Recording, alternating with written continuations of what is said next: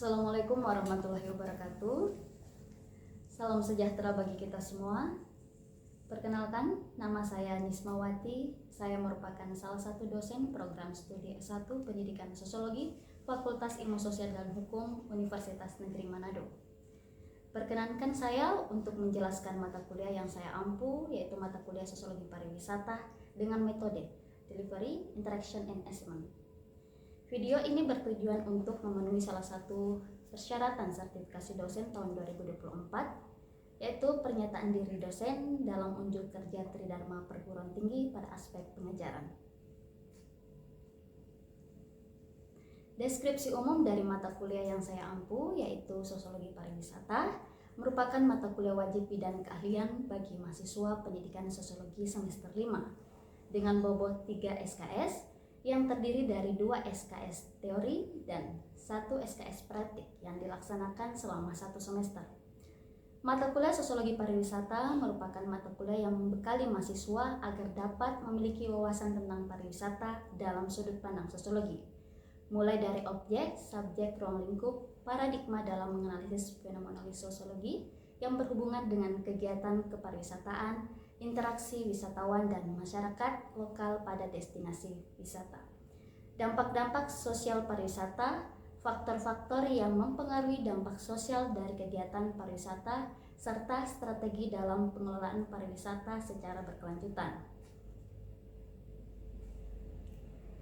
Capaian pembelajaran program studi pada mata kuliah Sosiologi Pariwisata ini terdiri dari bertakwa kepada Tuhan Yang Maha Esa dan mampu menunjukkan sikap dan perilaku berdasarkan nilai-nilai agama dan nilai-nilai Pancasila sebagai kepribadian bangsa Indonesia. 2. Menguasai konsep-konsep dasar dan teori-teori sosiologi serta cabang-cabang sosiologi dan seni teks untuk mempelajaran sosiologi. 3. Mampu menerapkan pemikiran kritis, sistematis, kreatif, inovatif, konstruktif dalam penerapan ilmu pengetahuan, teknologi, dan seni sesuai dengan bidang keilmuan yang berdasarkan kepada kaidah ilmiah dalam memecahkan permasalahan di masyarakat. Untuk capaian pembelajaran mata kuliah Sosiologi Pariwisata terdiri dari 1. Mahasiswa mampu menjelaskan konsep sosiologi pariwisata. 2. Mahasiswa mampu menganalisis dampak sosial pariwisata. 3. Mahasiswa mampu mengembangkan strategi pengelolaan pariwisata yang berkelanjutan. Adapun subcapaian pembelajaran mata kuliah Sosiologi Pariwisata terdiri dari 1. Mahasiswa mampu menjelaskan pengertian objek dan subjek sosiologi pariwisata. 2. Mahasiswa mampu memahami teori-teori sosiologi pariwisata. 3. Mahasiswa mampu mendeskripsikan interaksi antara wisatawan dengan masyarakat lokal.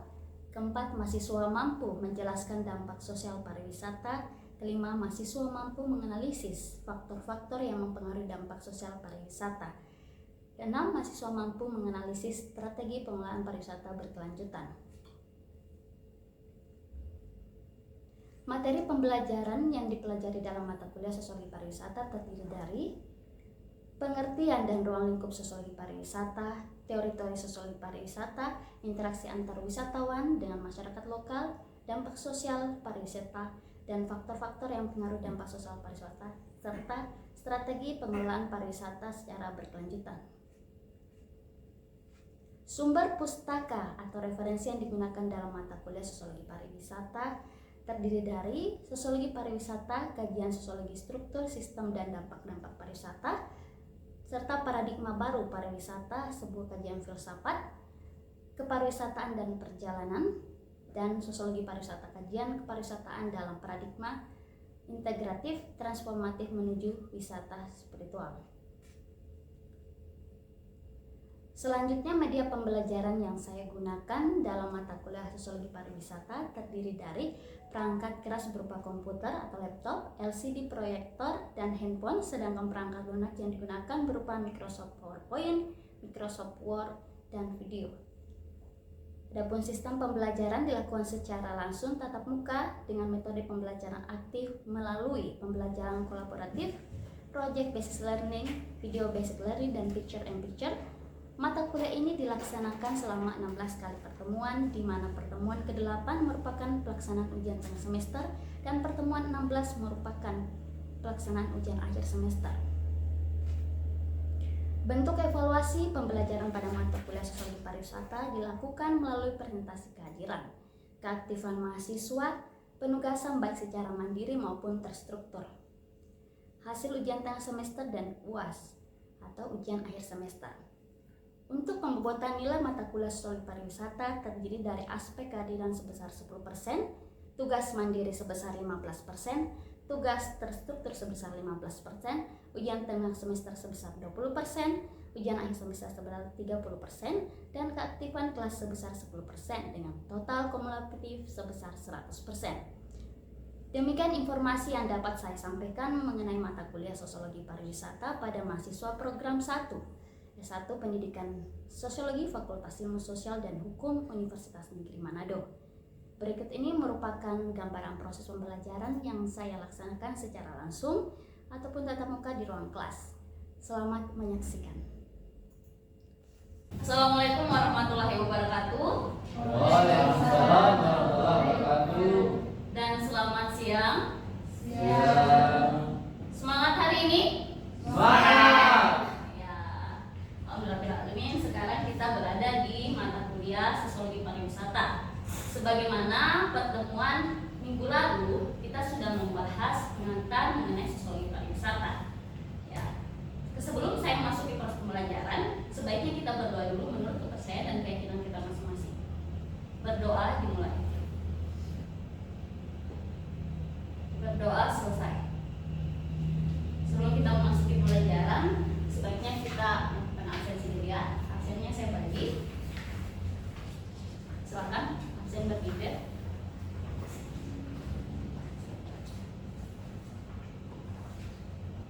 Ya, semuanya juga. Sepertinya saya lihat hadir semua ya. Hadir ya? Lengkap ya? Ya, kita merefleksi pertemuan minggu lalu ya terkait mengenai Sosiologi Pariwisata. Siapa yang masih ingat definisi terkait dengan Sosiologi Pariwisata? Silakan. Ya, silakan. Definisi tentang Sosiologi Pariwisata di mana kita membahas tentang sosiologi yang ada dalam pariwisata. Oke. Ada yang lain? Ya, silakan. Menurut pendapat saya, sosiologi pariwisata itu dia ilmu yang mempelajari tentang interaksi sosial yang terjadi di masyarakat dengan yang berkaitan dengan pariwisata. Oke, tepat sekali. Bahwasanya Sosiologi Pariwisata adalah ilmu yang mempelajari tentang interaksi sosial yang ada di masyarakat berkaitan dengan kepariwisataan, wisatawan, dan budaya pada masyarakat itu. Pada kesempatan hari ini kita akan mempelajari Sosiologi Pariwisata. Di materi selanjutnya itu terkait mengenai definisi wisata, wisatawan, pariwisata, dan kepariwisataan. Kemudian kita harus memahami ciri-ciri Sosiologi Pariwisata, ruang lingkup kajian Sosiologi Pariwisata, dan manfaat Sosiologi Pariwisata itu. Bagian pertama, kita harus paham terkait apa sih itu wisata. Ya. Kemudian siapa yang disebut dengan wisatawan. Kemudian apakah perbedaan antara wisata dan pariwisata. Kemudian bagaimana dengan kepariwisataan. Sebelum saya menjelaskan terkait mengenai wisata, pariwisata, wisatawan, dan kepariwisataan, siapa yang tahu definisi singkat dari kata ini? Silakan. Harus percaya diri dong. Yang pertama karena kita dalam proses belajar dari tidak tahu menjadi tahu, dari tidak paham menjadi paham. Oke, siapa yang tahu? Wisata? Sedikit pendapat. Ya, Kalau wisata itu dia lebih ke tempatnya, kalau wisatawan dia lebih ke orang-orang yang datang ke tempat itu. oke. Terima kasih. Kalau kepariwisataan, ya kita gali dulu bagaimana pemahaman Anda sekalian sebelum kita memasuki materinya. Ya, kita bahas wisata. Wisata adalah kegiatan perjalanan atau aktivitas yang dilakukan oleh seorang atau kelompok dengan mengunjungi tempat tertentu untuk tujuan berrekreasi. Ya, pengembangan pribadi atau mempelajari keunikan daya tarik wisata yang dikunjungi dalam jangka waktu sementara. Ada yang pernah melakukan wisata? Ada yang pernah berwisata? Coba, saya tanya dulu satu-satu. Pernah kemana? Pernah ke Danau Tondano. Oh, Danau Tondano. Di sana ada apa ya di Danau Tondano? Ada daya tarik apa sehingga si Dian ingin pergi ke Danau Tondano? Karena di sana itu Ci, ada tempat rekreasi yang spot utamanya itu adalah danaunya sendiri. Ada yang lain? Sudah pernah ke tempat wisata? Oh, ya. Kenapa tertarik di tempat itu? Karena memiliki keunikan yang beda dari yang lain. Oke. Itulah dari kata wisata ya. Definisi dari wisata adalah kegiatan perjalanan atau aktivitas yang dilakukan oleh orang atau kelompok dengan tujuan untuk berekreasi dan waktunya hanya sementara, tidak berkepanjangan, tidak begitu lama. Kemudian wisatawan. Nah, wisatawan itu adalah pelakunya atau orangnya, orang yang melakukan perjalanan atau kunjungan ke tempat-tempat wisata. Mereka ada dua, biasa wisatawan dari luar, wisatawan dari dalam. Wisatawan dari luar itu apa sih namanya? Nah, itu turis atau bisa dikatakan mancanegara. Sedangkan wisatawan dari dalam itu bisa dikatakan wisatawan lokal. Pernah berinteraksi dengan orang-orang wisatawan dari luar? Siapa yang pernah? Oke. Di mana? Waktu di Ada apa di sana? di sana lagi berwisata terus ada turis sedang berwisata. Ada interaksi. Speak English or Indonesia? Dia juga mengerti bahasa Indonesia sedikit. Oke, good. Selanjutnya ada pariwisata. Pariwisata itu adalah keseluruhan aspek yang berkaitan dengan perjalanan dan kunjungan suatu destinasi wisata. Pariwisata itu apanya sih aspeknya? Misalnya di suatu tempat wisata yang kita kunjungi, di situ ada perhotelan, ada akomodasinya, ada transportasinya yang memberikan daya tarik atau fasilitas-fasilitas untuk para pengunjung, para wisatawan. Itu adalah pariwisata. Harus dibedakan apa sih itu wisata, apa itu pariwisata, apa itu wisatawan. Itu kadang orang susah membedakan, hanya bisa menyebut saja. Padahal yang tepat itu harus sesuaikan dengan definisinya. Ya. Kemudian kepariwisataan. Nah, ini ada beda ini dengan pariwisata dan kepariwisataan. Kepariwisataan adalah konsep yang berkaitan dengan pengelolaan destinasi pariwisata secara berkelanjutan. Seperti apa? Kan wisata itu ada berbagai macam. Ada wisata alam, wisata sejarah, ya. Di mana wisata alam itu menarik daya tarik wisatawan untuk keindahan alamnya, melihat keindahan alamnya. Itu ada daya tarik dari keindahan alam. Misalnya apa? Wisata pantai, gitu ya. Nah, kalau ke pariwisata itu bagaimana pengelolaan lingkungan alamnya? Kemudian kalau misalnya wisata sejarah, itu daya tarik para wisatawan untuk mengetahui sejarah atau masa lampau yang ada pada destinasi wisata itu. Ya, ada wisata kuliner, itu berbagai macam itu terkait dengan wisata. Ya. Kalau pariwisataan itu mencakup cara pandang yang bertujuan untuk menjaga lingkungan dan budaya yang ada pada suatu destinasi wisata. Paham sampai di sini? Ada yang ingin ditanyakan? Silakan bertanya. Paham? Oke. Selanjutnya, tadi kita sudah membahas mengenai definisi ya terkait dengan wisata, wisatawan, pariwisata, pariwisataan. Kita menggali sedikit perbedaan terkait mengenai wisata, wisatawan, pariwisata dan kepariwisataan.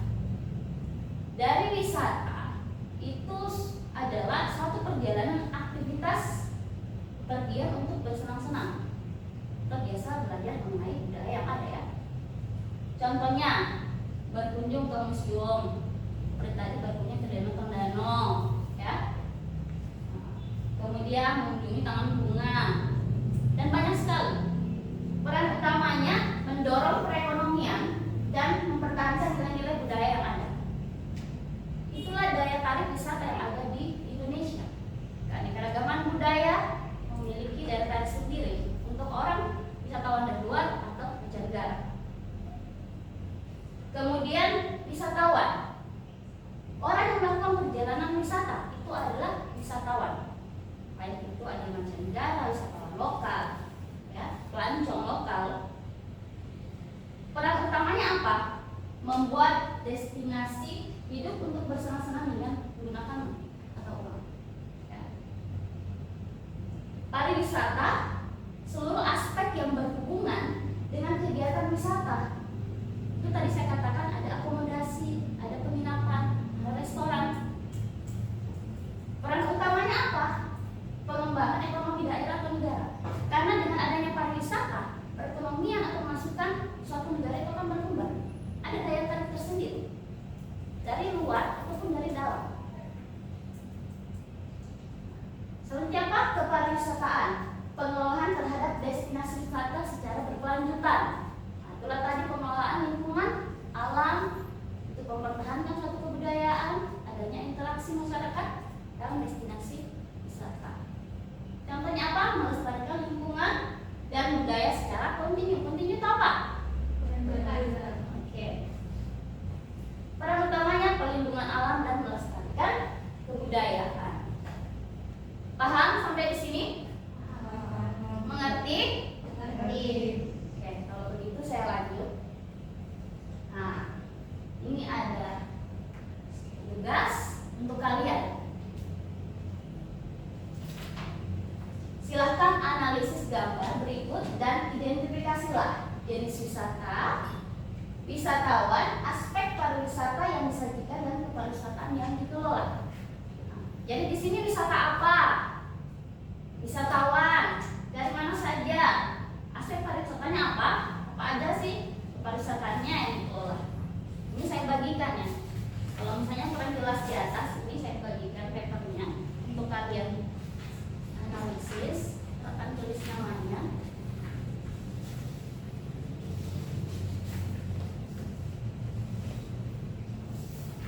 Oke. Nah, ada satu lagi ya. Oh, ada dua lupa.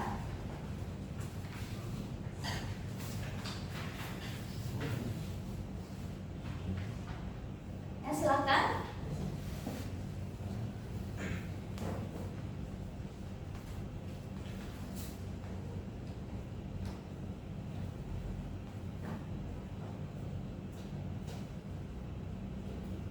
Ya, saya tanya, sudah?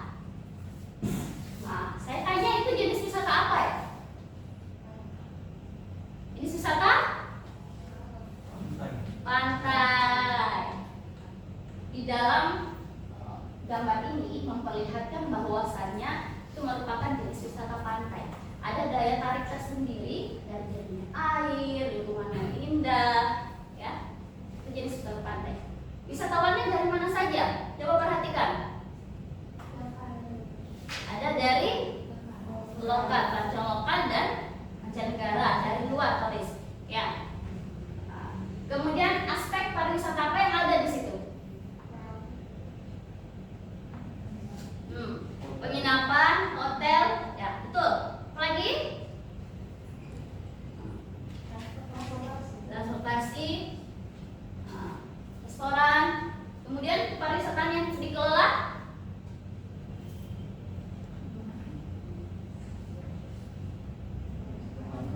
lingkungan pantai. Oke, sudah tepat. Berarti sudah paham ya sampai di sini? Sudah paham ya? Paham ya? Oke. Kita lanjutkan materi pembelajarannya terkait ciri-ciri sosiologi pariwisata. Sebagaimana yang dipaparkan tadi oleh teman-temannya, bahwasanya sosiologi pariwisata adalah ilmu yang mempelajari tentang interaksi sosial, keterkaitan dengan karakteristik wisatawan, pariwisata dan budaya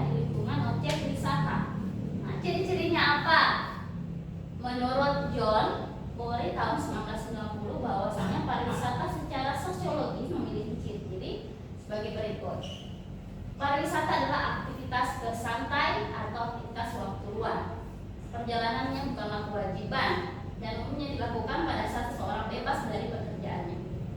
Itu dari menurut John Bory. Kemudian hubungan pariwisata yang terjadi karena adanya pergerakan manusia. Artinya perubahan-perubahan yang ada di destinasi wisata itu adanya pergerakan-pergerakan manusia, tindakan dari manusia. Nah, kemudian dilihat dari sisi wisatawan. Pariwisata adalah aktivitas yang dilakukan dan tidak berlangsung dengan jarak yang atau berlangsung cukup lama, tetapi hanya sekedar sementara. Cukup banyak proporsi dari penduduk masyarakat modern yang terlibat dalam kegiatan pariwisata. Kemudian destinasi wisata yang dikunjungi acap kali dipilih berdasarkan khayalan atau fantasi. Itu menurut dari John Bory. Kemudian perjalanan wisata sesuatu yang bersifat tidak biasa, artinya hanya sebatas sementara untuk rekreasi. Ya, kemudian kembali lagi masyarakat itu ke kondisi normal. Kondisi apa kondisi normal itu? Dia sibuk dengan pekerjaannya, dia sibuk dengan urusannya, kantornya. Paham sampai di sini? Itu ciri-ciri sosiologi pariwisata menurut John Bory. Selanjutnya, ruang lingkup kajian sosiologi pariwisata. Kita bisa lihat di atas bahwasanya sosiologi pariwisata sebagai studi tentang individu dan masyarakat. Ya, sosiologi pariwisata tidak pernah lepas dari interaksi masyarakat dengan masyarakat, hubungan masyarakat dengan masyarakat, tidak pernah terlepas dari itu. Makanya dibahas mengenai organisasi serta kelembagaan sosial juga berpengaruh dalam sosiologi pariwisata. Ya. Kemudian sosiologi pariwisata secara umum memandang kepariwisataan sebagai aktivitas kelompok, penjual jasa, aktivitas kelompok perjalanan wisata. Kemudian sebagai sebuah disiplin ilmu, sosiologi pariwisata berfokus dalam membahas individu, masyarakat, organisasi. Itu tidak terlepas dari sosiologi pariwisata. Adanya hubungan kelompok dengan individu, hubungan individu dengan kelompok, hubungan organisasi, dan ataupun perekonomian politik itu masih dalam sosiologi pariwisata. Paham sampai di sini? Nah, adapun manfaat mempelajari sosiologi pariwisata. Sebagai seorang sosiologis, kita dapat mengidentifikasi masalah-masalah sosial yang terjadi. Sama halnya tadi saya katakan bahwasanya ada ekonomi, politik, keamanan, ketertiban, kebudayaan, dan aspek-aspek sosial yang lainnya. Kemudian kita juga dapat memahami, mempelajari proses akulturasi, dominasi, sosialisasi, adaptasi, dan proses-proses sosial lain yang berkaitan dengan pariwisataan, baik itu terkait dengan kebudayaan atau masyarakat. Ya. Kemudian kita dapat menginterpretasikan pengaruh pariwisata sebagai pergerakan utama dalam perubahan sosial. Mengerti sampai di sini? Mengerti? Ada yang ingin ditanyakan? Sudah paham? Sudah paham? Oke.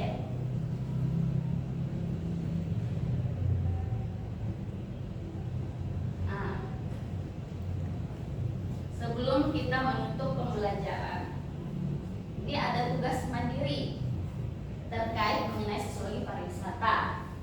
Nah, silahkan buat dalam bentuk laporan dari video mengenai salah satu festival wisata yang diselenggarakan di Kota Tumongan. Ini di scan barcode. Coba di scan barcode sudah tampil. Coba di scan barcode dulu. Di scan barcode ya. Laporan terdiri dari jenis kegiatan wisatanya, identifikasi wisatawan, kemudian aspek-aspek pariwisata yang terlibat, dan identifikasi pengelolaan kepariwisataan dari kegiatan tersebut. Oke, sudah di barcode sudah? Oke. Tugas mandiri dikumpulkan melalui LMS Unima, Universitas Negeri Manado, dan dikonfirmasi melalui grup WhatsApp mata kuliah Sosiologi Pariwisata. Paham oleh-oleh hari ini? Sudah bisa scan barcode? Sudah. Kalau begitu, sebelum saya menutup, saya menginginkan satu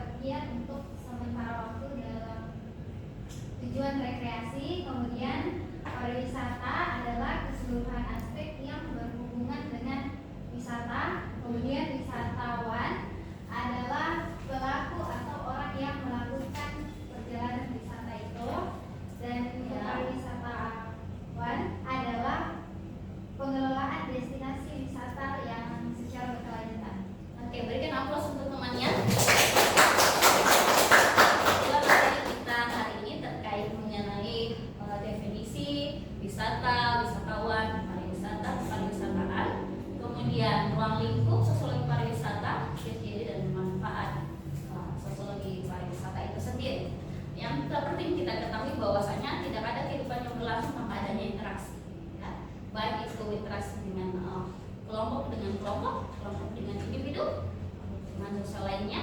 Itulah merupakan dari sosiologi pariwisata ini adanya keterkaitan antara kepariwisataan, budaya masyarakat di daerah lokasi wisata. Demikian pembelajaran kita pada hari ini. Semoga semuanya dapat memahami dan memanfaatkan kita semua. Sebelum saya tutup pembelajaran, ada kata: tetap selalu bersyukur dan semangat berproses, karena syukurmu dan semangatmu menanti kebahagiaan besar untuk menuju kesuksesan. Terima kasih. Assalamualaikum warahmatullahi wabarakatuh dan selamat siang.